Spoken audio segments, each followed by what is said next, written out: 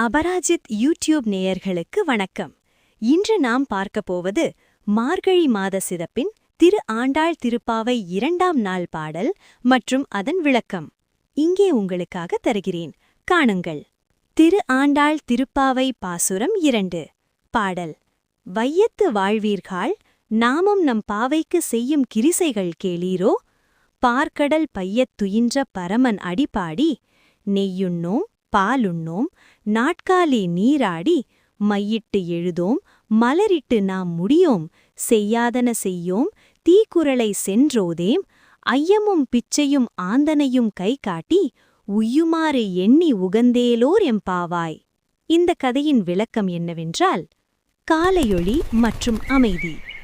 மார்கழி காலையென்று கிராமம் அமைதியாக குளிர் சூழ்ந்துள்ளது. நிலத்தில் பனி தங்கியிருக்கும், மலர்கள் கண்ணை கவரும் அழகுடன் இருக்கின்றன. இந்த அமைதி உலகின் அனைத்து உயிர்களையும் ஆன்மீக வாழ்விற்கு தயார் செய்கிறது. ஆண்டாளின் அழைப்பு. ஆண்டாள் பக்தர்களை நோக்கி அழைக்கிறார். வையத்து வாழ்வீர்கள், நல்ல வாழ்க்கையை நடத்துங்கள், பக்தியுடன் இருங்கள்.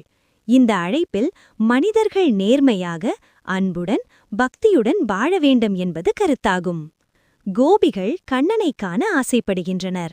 அவர்கள் மலர்கள் எடுத்து சிந்தனை மற்றும் பக்தியுடன் கோவிலுக்கு செல்கிறார்கள்.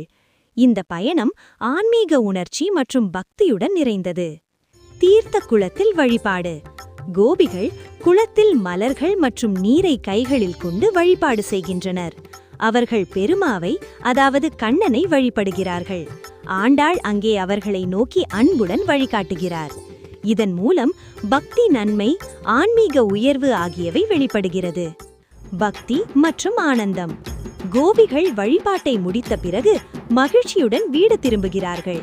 ஆண்டாளின் அருள் அவர்களை தொடர்ந்தும் ஆழ்ந்த ஆன்மீக உணர்ச்சியில் வைத்திருக்கிறது. இந்த பாடல் மார்கழி மாதத்தில் பக்தி, நல்லொழுக்கம், ஆன்மீக வளர்ச்சி என்பதற்கான அழகான கதை விளக்கத்தை தருகிறது. மேலும் இதுபோன்ற சுவாரஸ்ய கதைகளுக்கு எங்கள் யூடியூப் சேனலை தொடர்ந்து பாருங்கள், மற்றவர்களுக்கும் பகிருங்கள், சப்ஸ்கிரைப் செய்யுங்கள். நம் வாழ்வில் பொறுமையுடன் இருப்போம், பொறுப்புடன் இருப்போம். நன்றி, வணக்கம்.